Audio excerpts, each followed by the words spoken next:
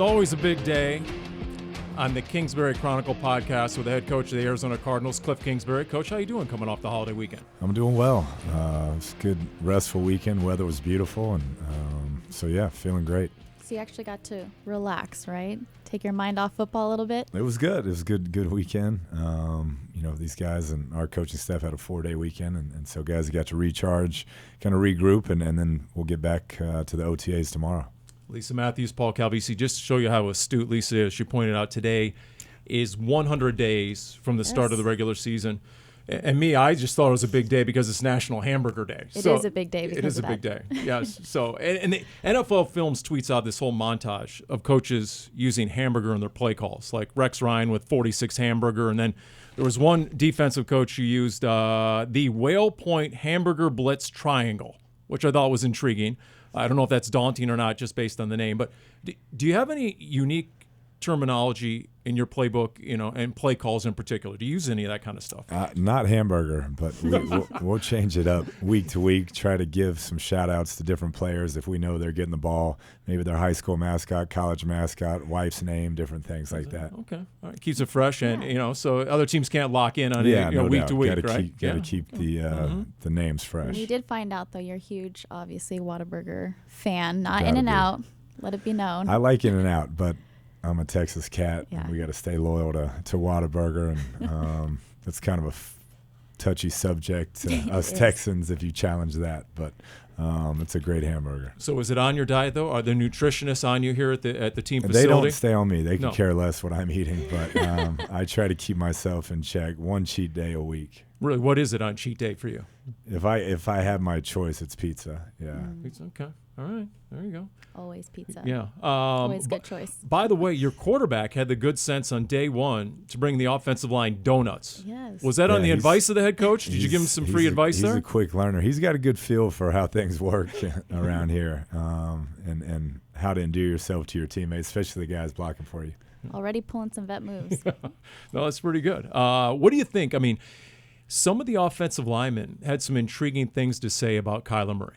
What have you seen out there in person so far? Yeah, I think just him getting adjusted to the speed of the game, our system, our terminology. There's some similarities, no question, in what he's run kind of his whole life. But there's also the new aspect of how fast the defense moves, how well they disguise things, our operation as opposed to what he's used to. But he's handled it well. I mean, he attacks the challenge, just very competitive, and so I've been pleased with his progress so far.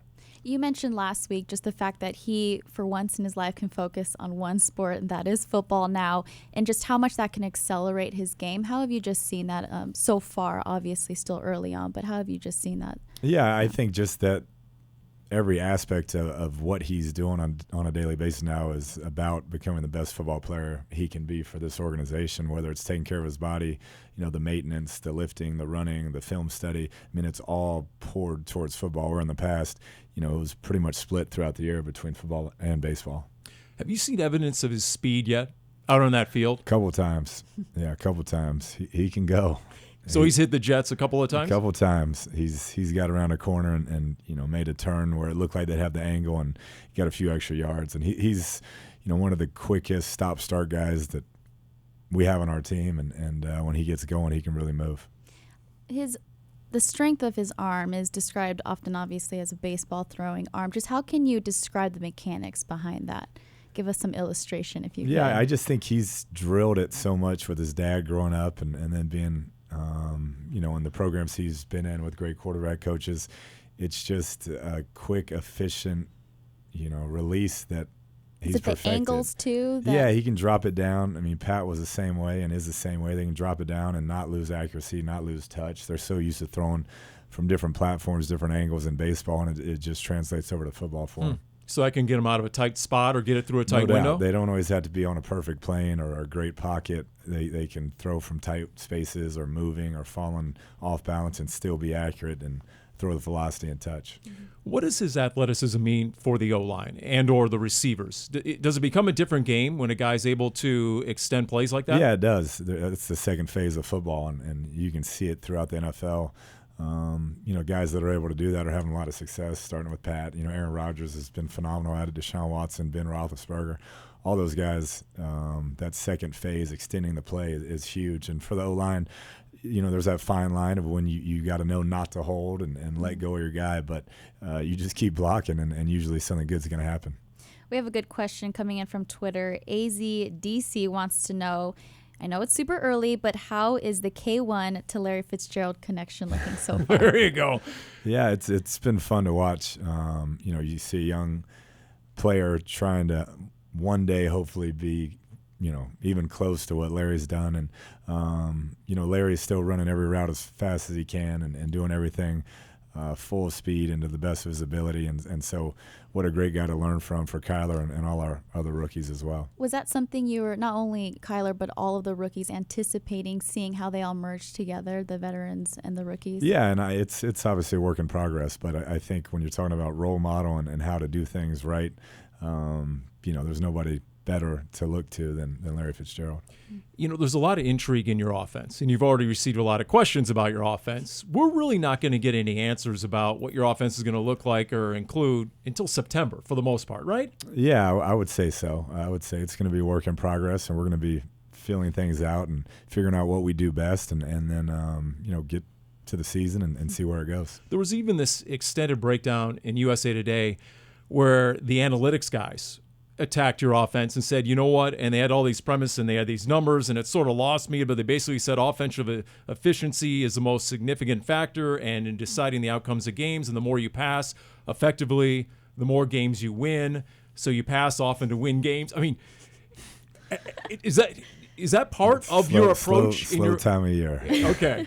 I'm just wondering, have you given it that sort of thought that you get in some of these stories? I haven't done the Moneyball thing quite yet, but we're going to do what we're good at, and we've done that in our offensive system since I've been a play caller, playing to our strengths. And if we need to run it that year at Texas A&M, we led the SEC in rushing. We're going to do that, and if we can throw it and be effective, then we'll try to major in that.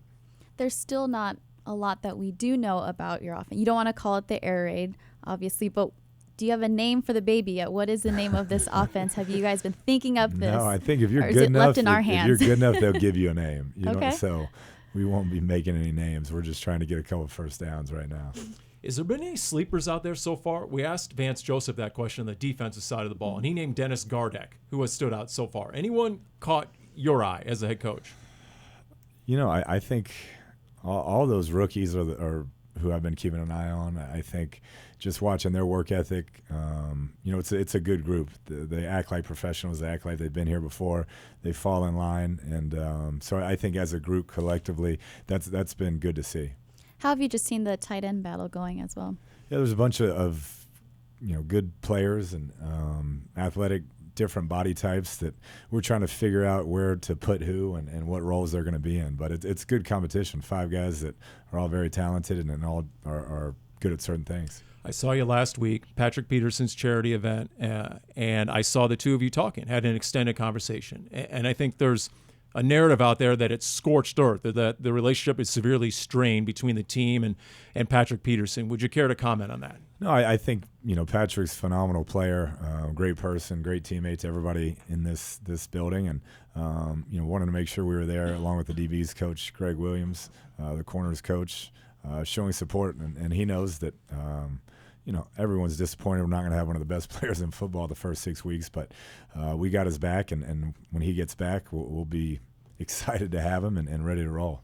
And in training camp, he'll be helping get those receivers ready, won't he? There's no doubt. He'll be down there trying to lock them down and helping them with coaching points. And the same with the quarterback. He'll be able to watch and talk with Kyler about different things as a DB he looks for. And so that type of wisdom is you can't put a price tag on that. So we're excited to get him back.